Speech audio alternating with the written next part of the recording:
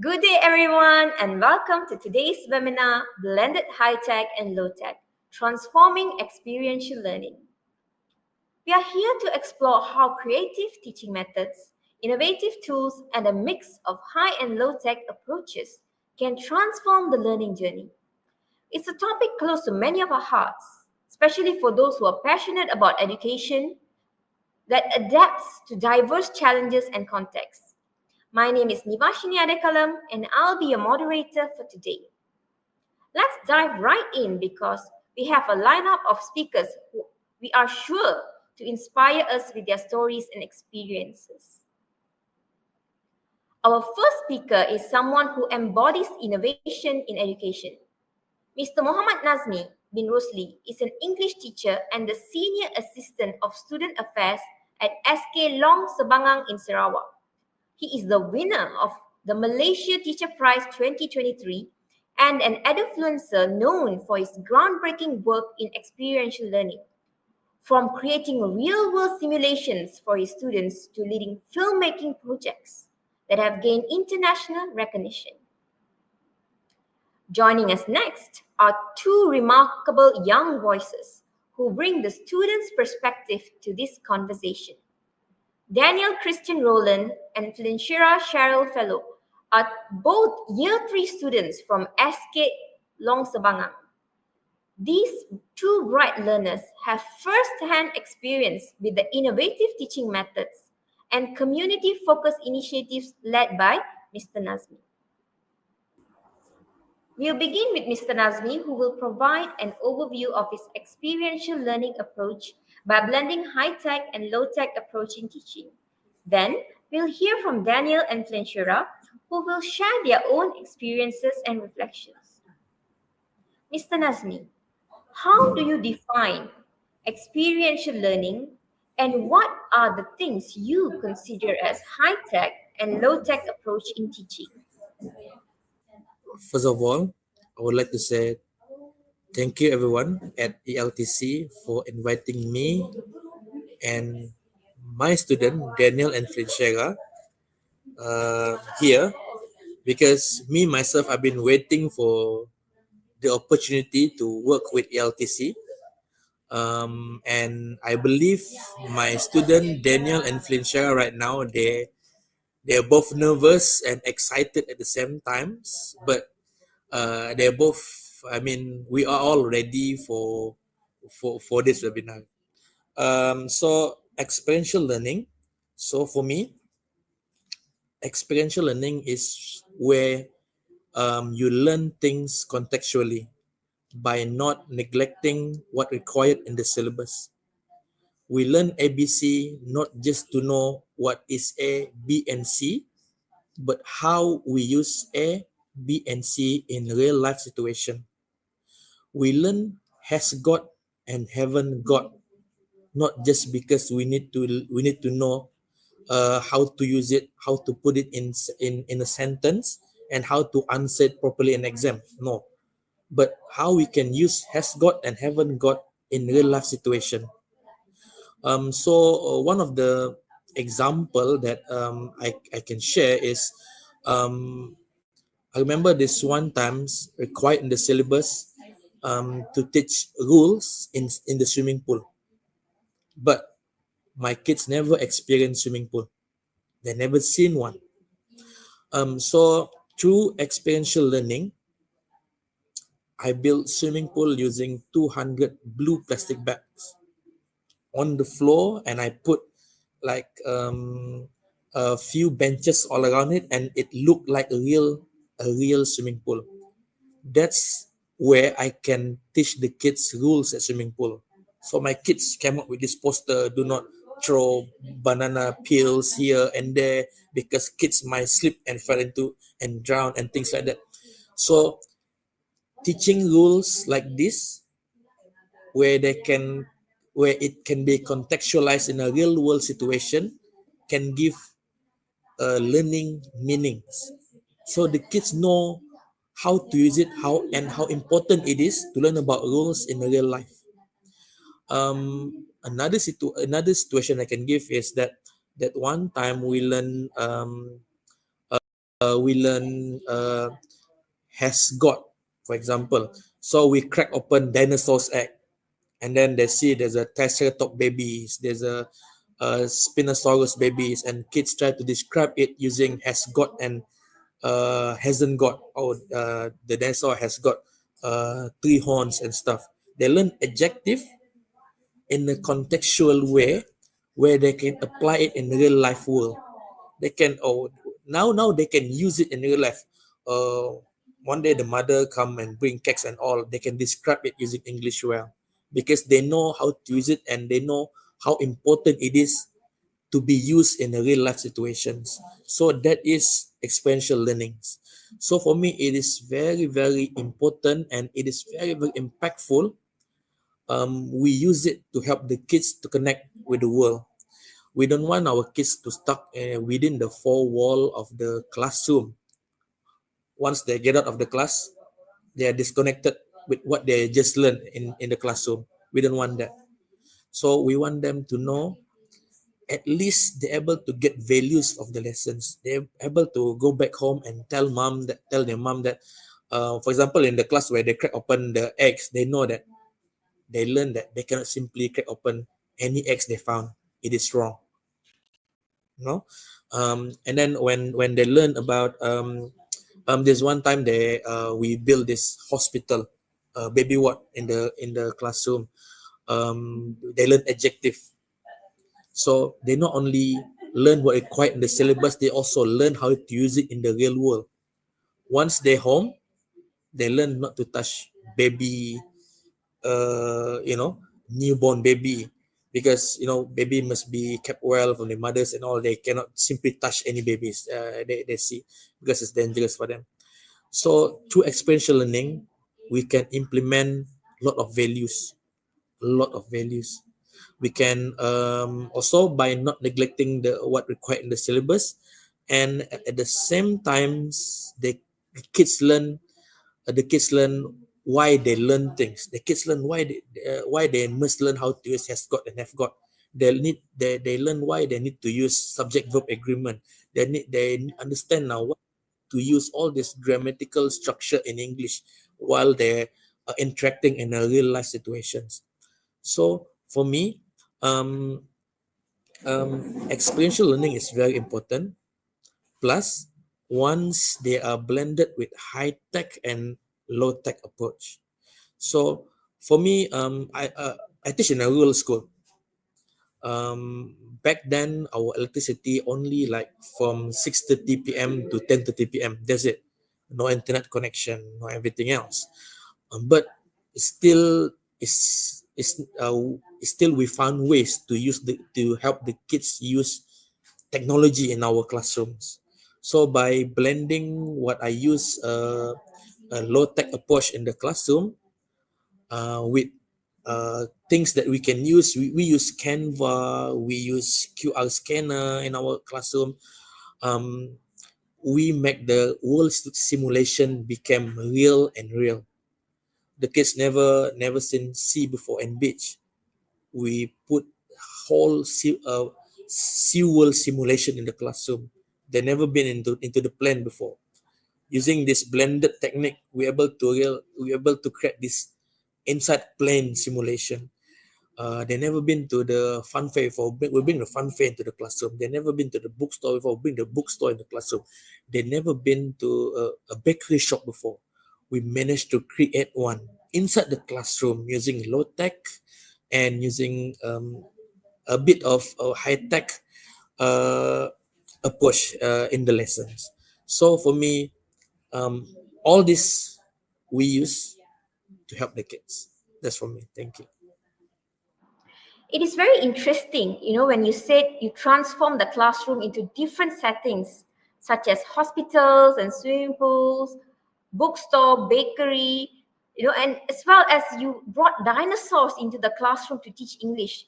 And from what I hear, right, what you have done is you have not just made learning meaningful, but you have also included values such as safety and how to behave in certain environments. So this is very, very interesting, and I find it like it's good and very highly commendable.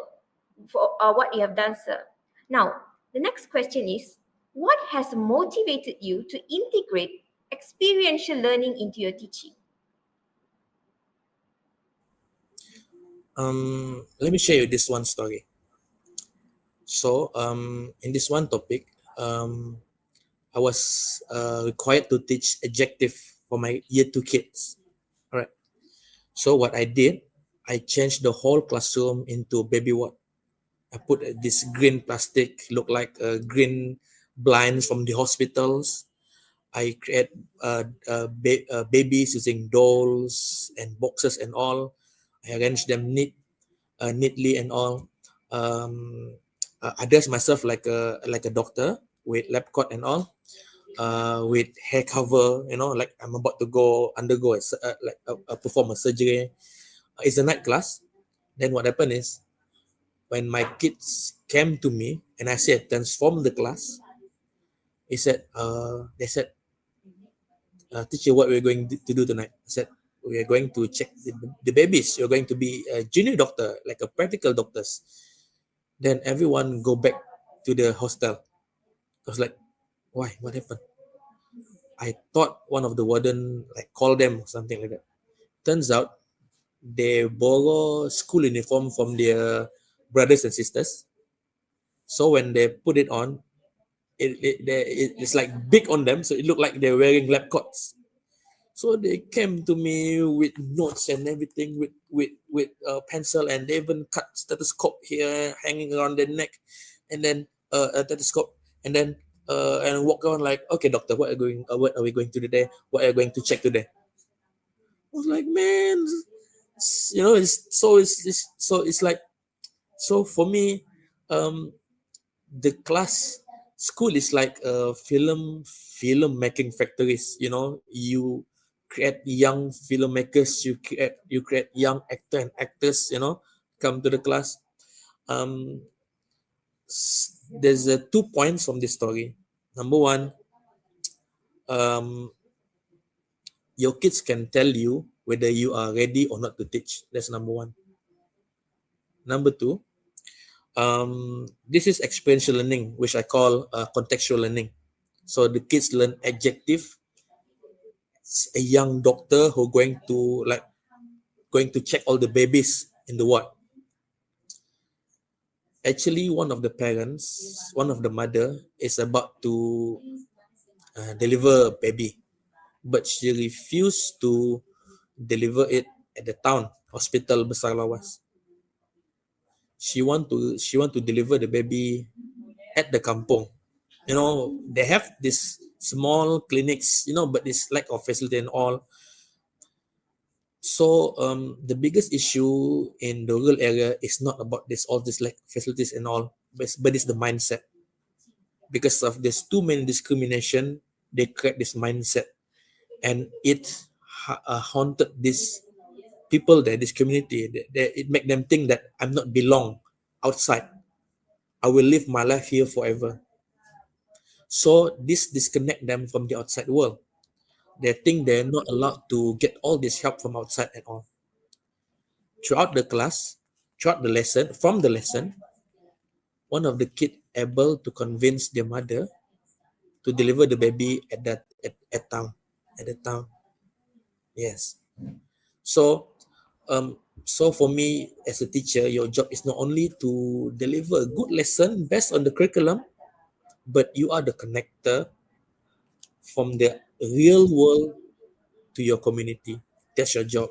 You're the one who open the window. You're the one who create this bridge for them to see. Oh, my daughter, my son, they're actually accepted to the outside world. They can continue the study in this good school outside. They're able to get all this allowance, all this help from the state and everything. You know, that is our job. So what motivated me to do all this kind of thing is, there's a huge gap between them and the urban counterparts. My kids never seen traffic light. They never seen a vending machine. It's my job to connect them with the outside world. So we don't have much like smart TV, things like that. We use scrap and things that we found all around the school to create ones. Uh, this one time, one of the parents, the parents are divorced, so the father asked our admins to bring his daughter to Kota Kinabalu for a holiday, like 2 or 3 days.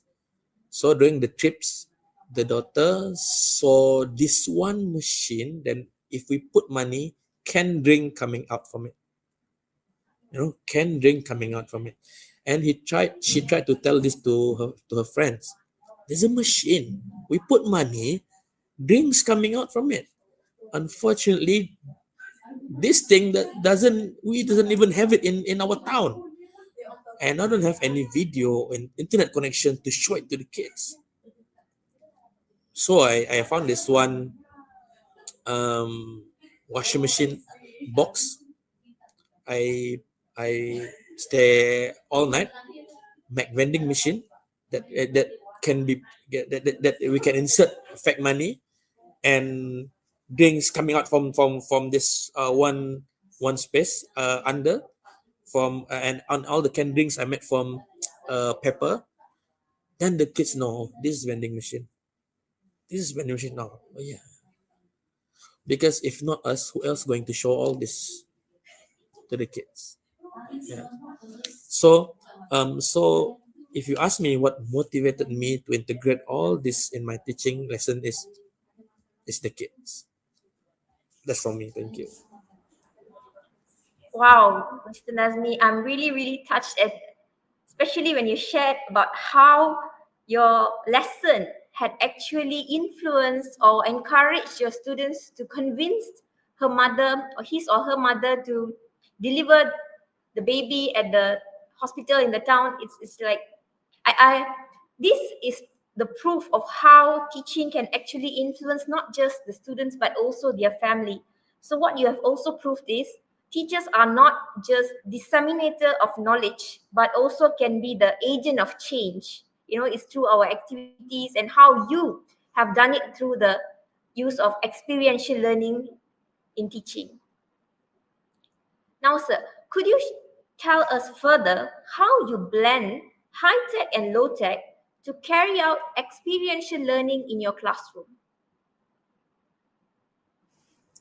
Okay. So before I do that, I want to give um the picture or on how what happened in my school. And so my first school is SK Long Sukang. It's like 4 or 5 hours from the nearest town, and it's a lodging road. Back then the electricity was like only from 6:30 to 10:30 or 11 p.m. No cellular connection, no internet connection. Your phone is basically just alarm clock there.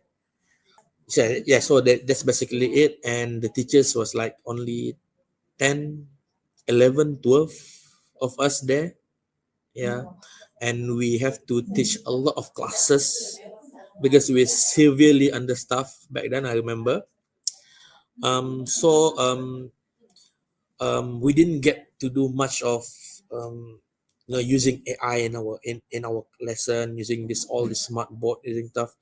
But one of the lesson that I remember is this one time I put in my drive pictures of animal that uh, legal and illegal to be hunted in Malaysia. So there's sun bear, this is Malayan tigers, Asian elephant, the binturong, a lot of stuff, right? Um, then I changed the link to the picture into QR code. Then using Kind Master video editor, I I make this one video where the background was the jungle, and the QR code of this animal is walking around the map like that. So I have few tablets on my own. I have like 7 or 6 tablet where they can do QR scanning and bring the kids to the page of the animals. So so I built like fat gun using cardboard and pipe, attach the gun over there, and the kids do the hunting using like if I'm not mistaken, I was using the school LCD, and I do it like 7 p.m. or 6 p.m. So it's like they went for hunting at night. So I built like fat campfire around, and behind the LCD, we put a lot of table and green clothes, so it's look like jungle. So they have to like hide out to hunt the things. So once they scan the animal, if it's illegal to be hunted, they're not allowed to kill it. So if it's illegal to be hunted, like wild boar, bucking mouse deer, they must screenshot it. And the topic is I can and I cannot. That's the topic. So the kids learn I can and I cannot in a very contextualized way. They understand the importance of two of these words.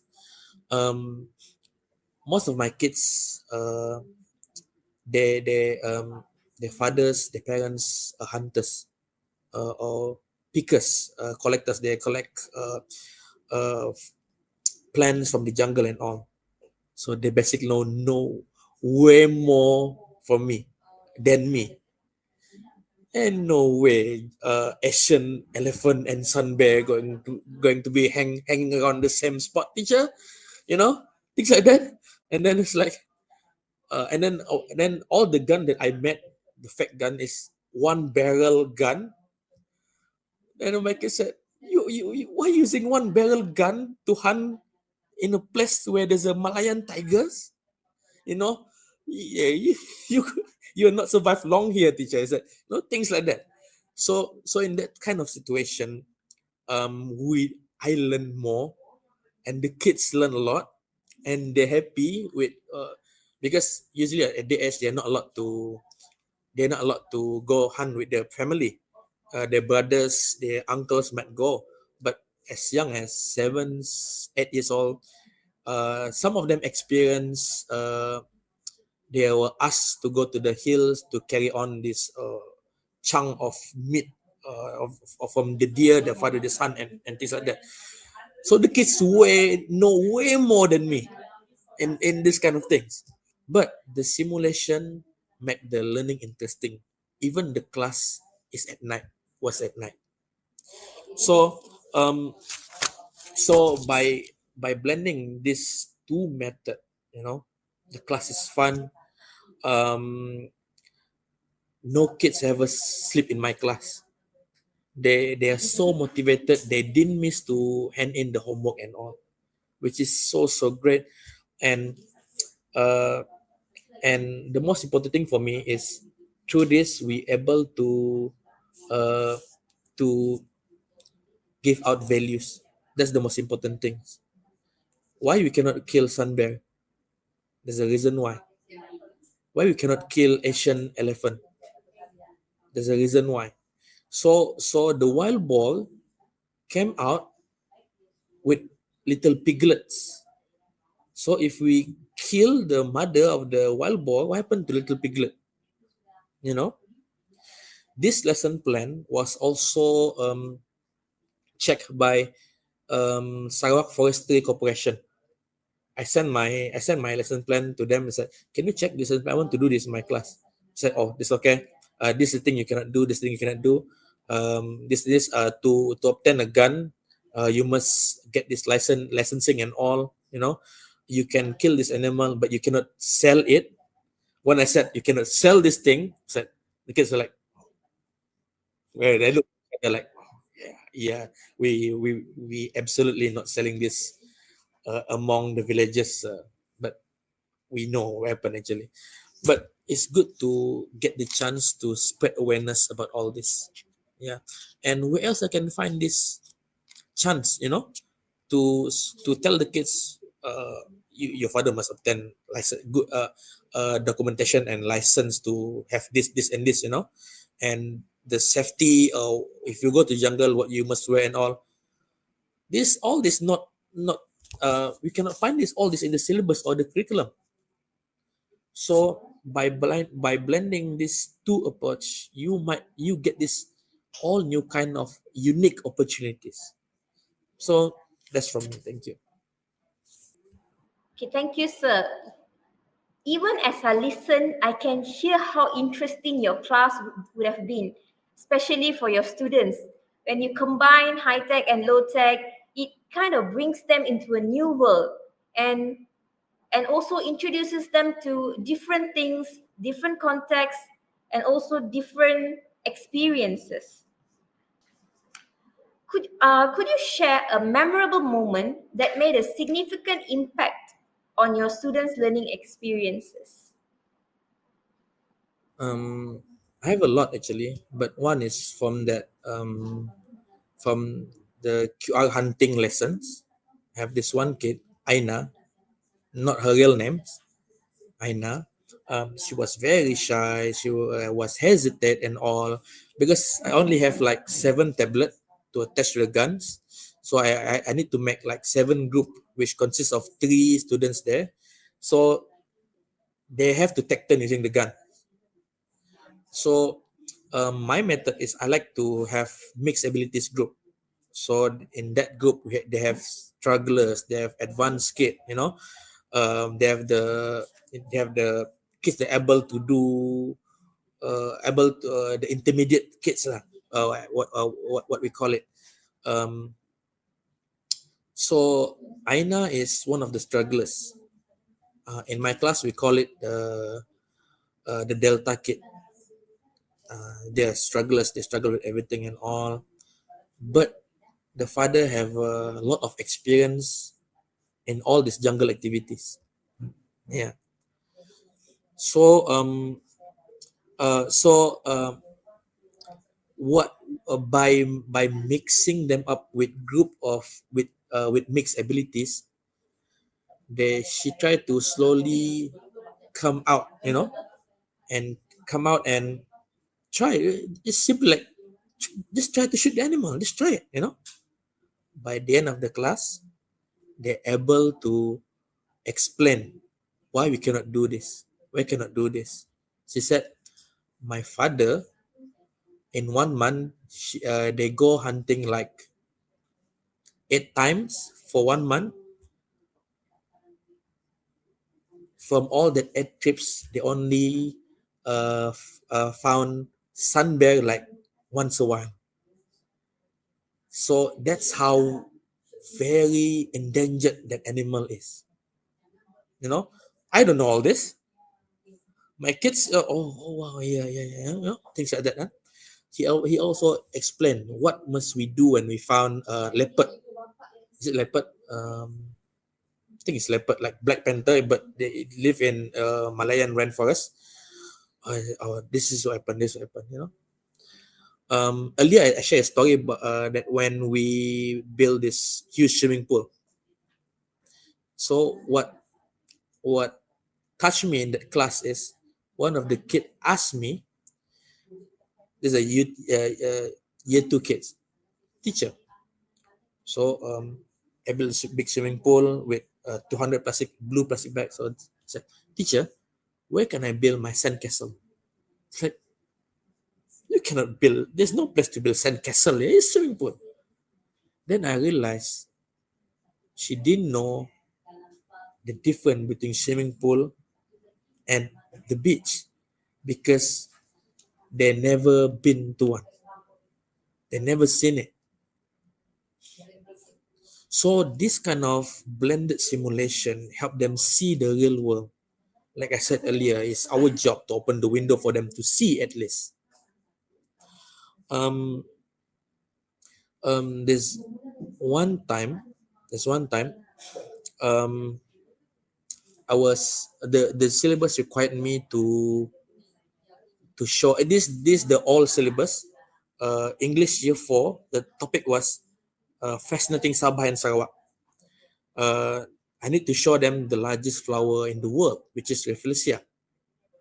But what shown in the textbook is a very small pictures of this flower, and they don't even have any human beside it as to compare the size, So what I did, I found this old truck abandoned nearby my school, and I took the cushion, I cut it, I spray it red, and using bendable wires, I shape it, and I made the largest flower in the world in my class.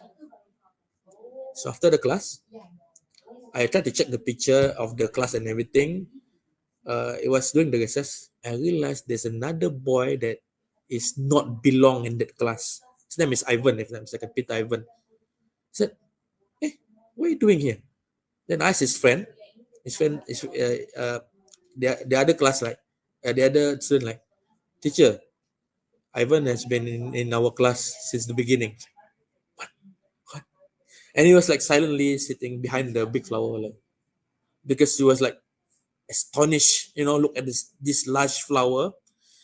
Then I realized one of my friend, his name is Mark Noel, is a teacher, is a mathematics teacher, was running around earlier that day around the school. Then I realized he was looking for Ivan.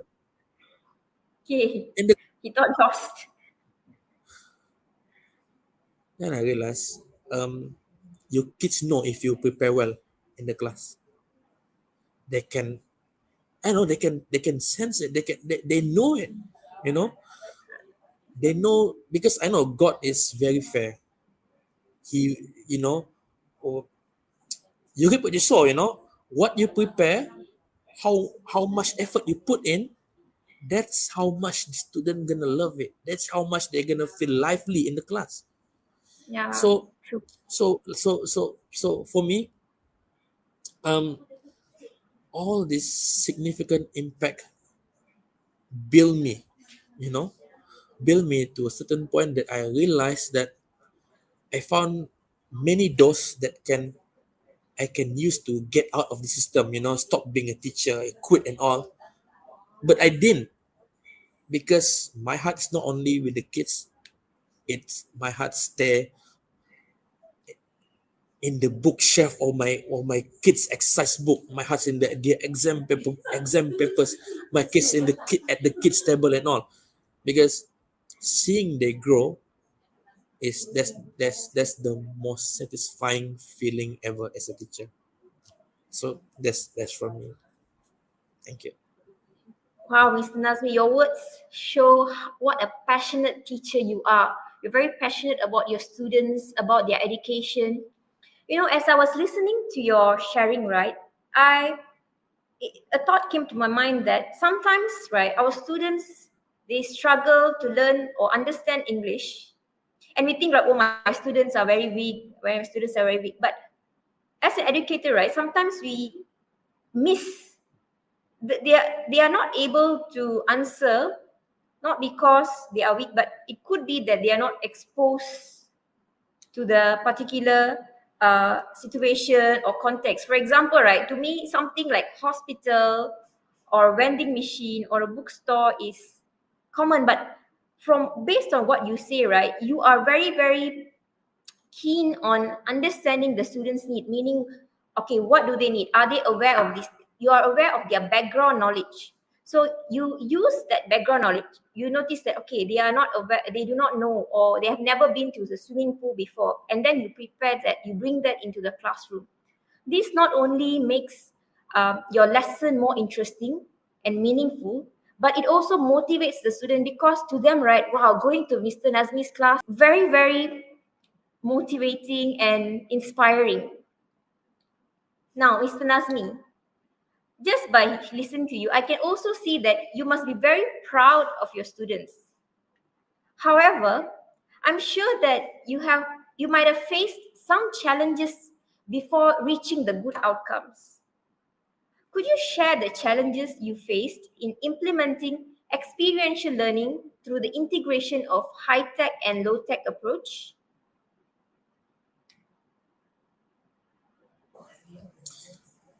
Okay, so I was posted to the school in 2017, right?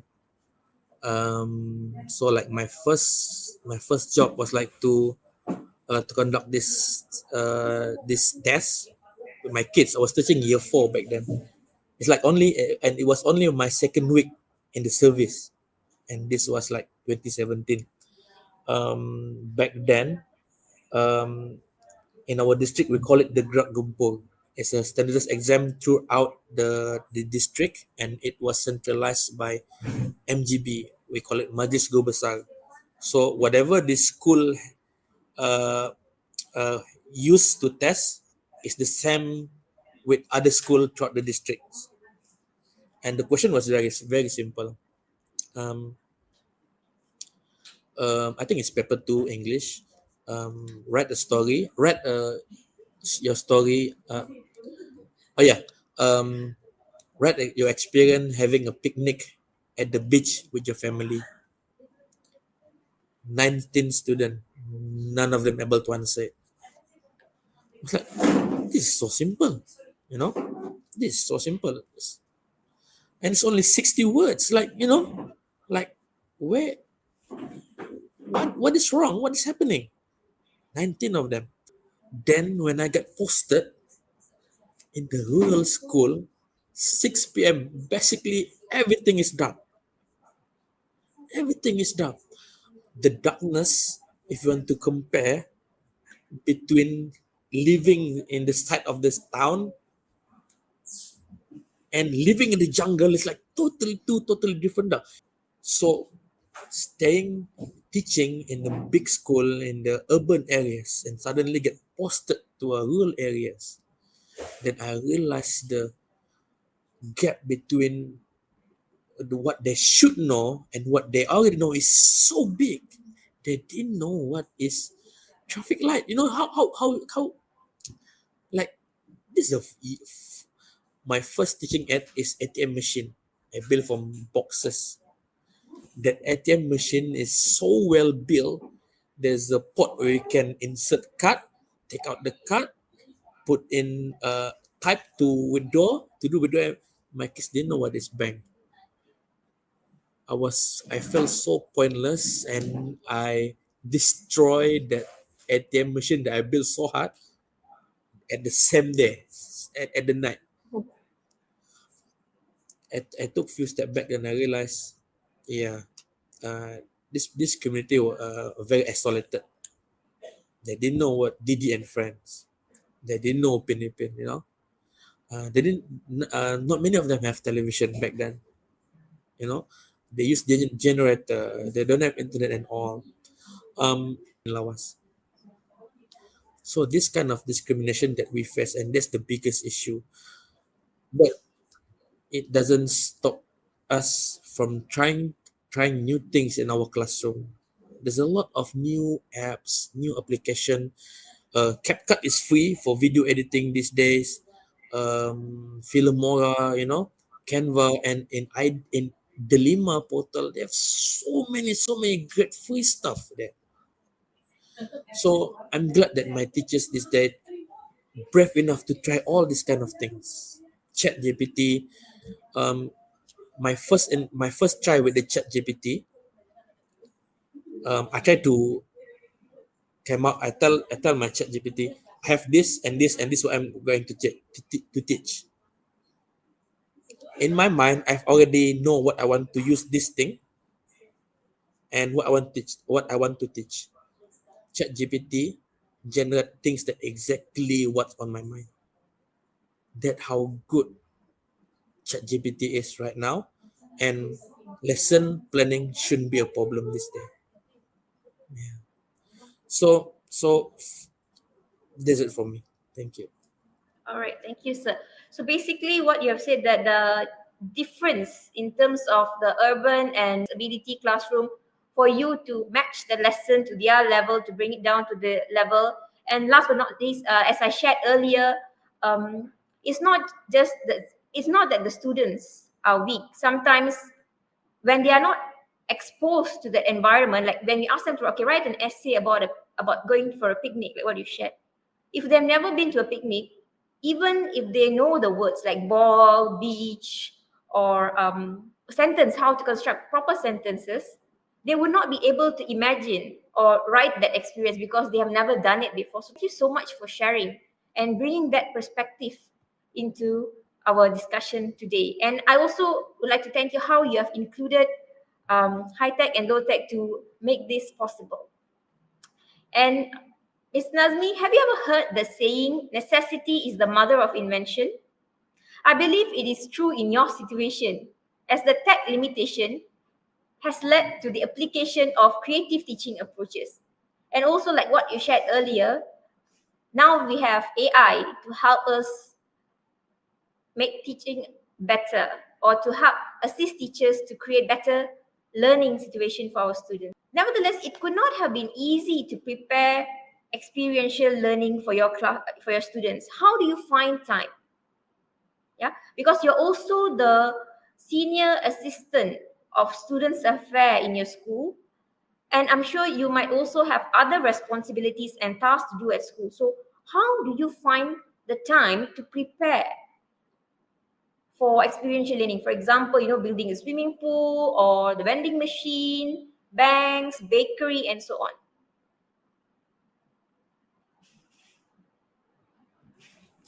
So I actually get this question a lot. Um, so for me, it's about your passion and how you prioritize things. Um, when you're very passionate about it, you will spend money on it. People who very passionate about cars, for example, they spend times googling and looking at videos that teach them a lot about all this, the system in the engine and all. People who love going out fishing, they spend times looking for good fishing trips that they can join together with their friends. What is the best route? you know they get themselves updated with all this new trend in fishing. um for me, same is teaching. By knowing your passion, you won't mind spending extra time and spending a bit of your money.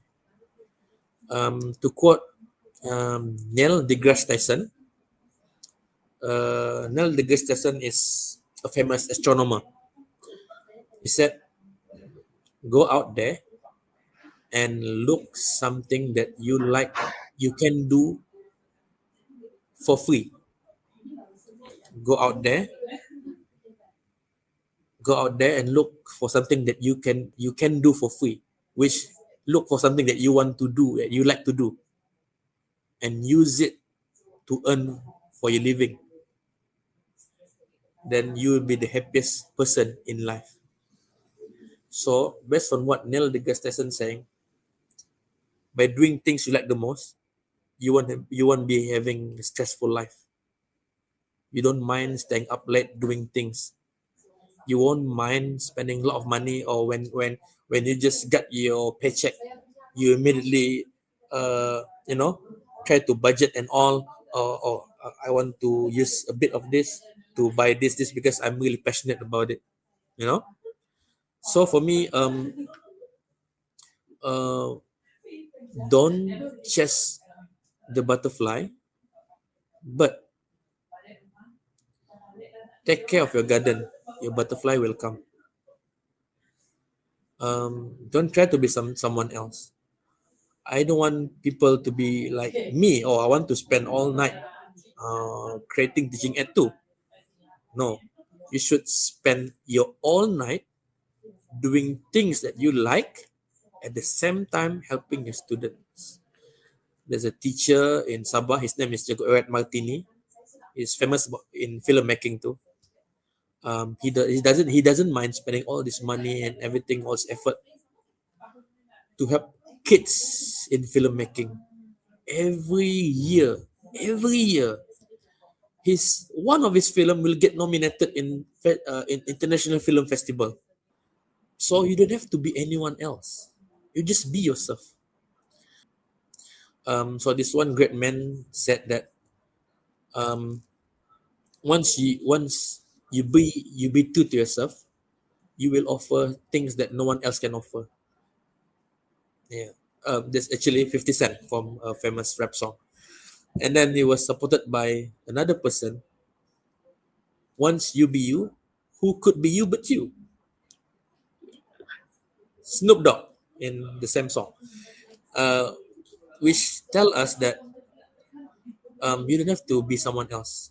To be a teacher, you don't have to create this one personality. No, you don't have to do that. Or I have to have this one educator personality. No, you have to be yourself. You can only give 100% once you be you. By pretending to be someone else, you are not happy. You won't be able to give the 100%.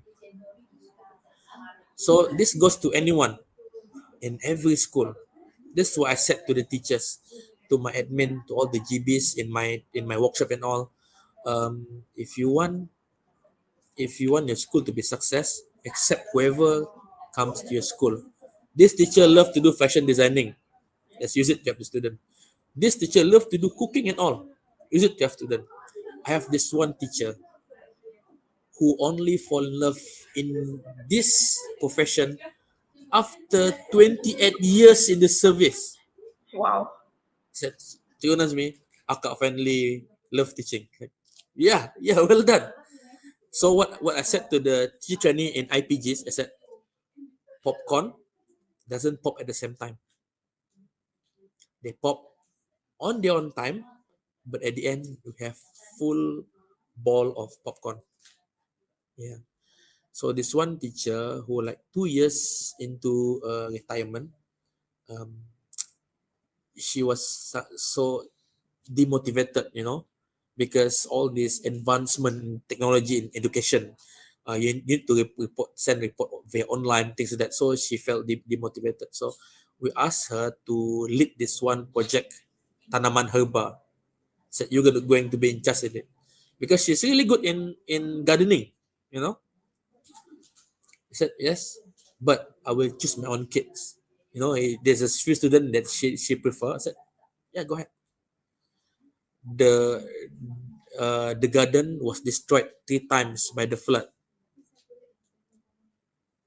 Every time it was destroyed, again she she put in new plants. Oh, this time we have mata kucing. Or this time we have this. Because we asked them to do things that she really liked the most. As the school admin, you have to be so clever to align what the passion of your teachers to the need of your students. Once you accept whoever come to your school, that's only the school can accept any kids that come to your school. That's it. Yeah. So no matter where you are, you might be in school teaching kids that haven't seen beach and sea before, or you might be in urban area stuck in the jam for like 3 hours and 4 hours. There will be challenge. Challenges are everywhere. The biggest issue is you. You really find yourself here. You know, you cannot be teacher Nazmi. You are you. You have your own hidden special talent. Daniel cannot be Flinsherra. Flinsherra cannot be Daniel. You know? So Yeah. my point is we are moving forward to all this technology advancement in education, no matter you like it or not. But before it's too late, it's way too late. You need to find yourself first. Education is like a long hallway of a colloquium where there's so many room that conducting many good discussion. There's a room about action research. There's a room about English teaching. There's a room about leadership. Don't waste your time wandering around in that long hallway. Go find the room that suit you the most. Sit and listen. You won't mind spending a lot of time. You won't mind spending extra money on it. So for me, I don't mind spending time on things that I love to do the most, which is cutting and pasting things for the kids, making teaching aids. Go find what you love to, what you like to do the most, and use it to help your kids in your school. That's from me. Thank you. All right. Thank you, Mr. Nazmi, for that thought-provoking perspective. So teachers find your passion first and then use that passion to in teaching so that both students, yourself, and the school can reap the benefits. Now, we would love to hear the feedback from your students. We have both Daniel and Flinsherra. I would like to ask Daniel first. So, Daniel, do you like teacher Nazmi's English class? Yes, of course. All right. So, what do you like about his English class? I can draw, I can act, I can paint. I can Okay, so you do a lot of activities in Mr. Nazmi's class, drawing, painting, and so on. How about you, Flinsherra? Do you like Mr. Nazmi's class? Yes, of course, I love it. You love it. Now, what do you like about his English class? I can act, I can bake a cake, I can act. Right. So, how do you feel when you learn English in his class, Daniel? I feel happy, excited and enjoy. Right. You feel excited. You enjoy his class. Now, how about you, Shira? Do you feel the same? I feel happy, excited and proud because I can speak English at home. Wow. So not only joining Mr. Nazmi's class makes you feel happy and excited, but it also makes you feel proud. So that's very good. Now, uh, Daniel, could you share what activities do you remember or enjoy the most? When I sell a durians and nobody wants them, and I say durians, who want to buy durians? And everybody wants durians. Okay, so it's like a role play activity and you sell durians. Are they real durians? No. No, No, okay, so you make durians. All right. How about you, Shira? What activities do you remember or enjoy the most? one time we built a Barbie box and then we become Barbie doll. Okay, so you build a Barbie doll and then you become a Barbie doll. So did you apply makeup and dress up like a Barbie doll? Yes, Okay, that must have been very, very exciting for you. Okay, now, Daniel, how did the activities help you learn English better? cut cut them safely and open them safely and share the share the durians with friends. Okay, so you learn about safety when cutting open a durian and also about sharing them. How about when you sell the durian, did you use English words? Yes, Yes, so you learn how to sell things in English. How about you, Shira? I learned new words You learn new words, such as, can you give us some examples? like sunglasses, mutiara, and dress. Okay, so you learn those new words. So thank you so much, Daniel and Shira, for sharing your thoughts with us. Thank you to everyone for such an enriching session today. As we near the end of our webinar, I'd like to invite our speakers to share their concluding thoughts. Mr. Nazmi, let's start with you. What final message would you like to leave with us? So one last thing for me is, dear teachers, don't be afraid of your ideas. This goes to the younger teachers and senior teachers too. To quote Beyonce, if you like it, put the ring on it. Do try your idea. It's really worth it. A story, everyone rejected Stanley's concept of Spider-Man, a wall-crawling boy that can shoot web on his hand, but at the same time broke and having relationship issue. How this can compete with comic like Batman and Superman. Now Spider-Man is one of the greatest superhero ever. So don't worry about people rejecting your ideas, this and that. So just try it out. When I first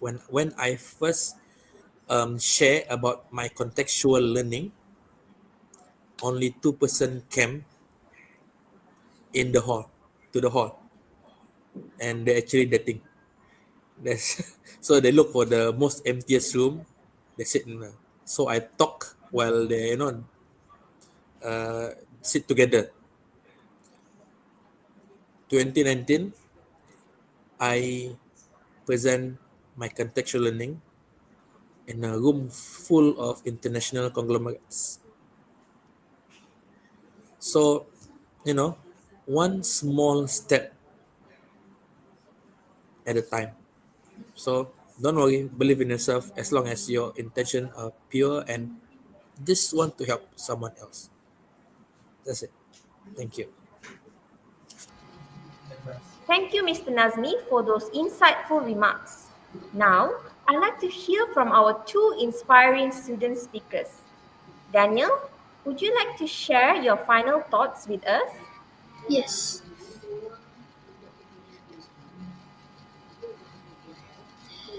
My advice is study hard and listen to your teachers. Okay, how about you, Shira? Advise to my friend,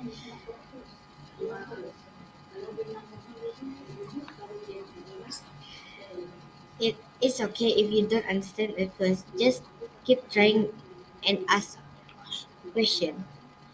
Yes. Okay, so thank you so much for your sharing. Study hard and also don't be afraid to ask questions. Hearing from both of you, right, has been a reminder of why we as educators strive to innovate and aspire. As we wrap up, I want to thank all three of our speakers, Mr. Nazmi, Daniel, and Flinsherra, for sharing their experiences, insight, and passion with us today. Your contribution have truly made this session memorable. To our audience, thank you for joining us and engaging in this important conversation. Let's take the lessons we have learned today and continue exploring new ways to make learning meaningful, accessible, and transformative for every student. With that, I officially close today's webinar on blended high-tech and low-tech, transforming experiential learning. Thank you, everyone, and have a wonderful day ahead. Bye. Bye. Bye.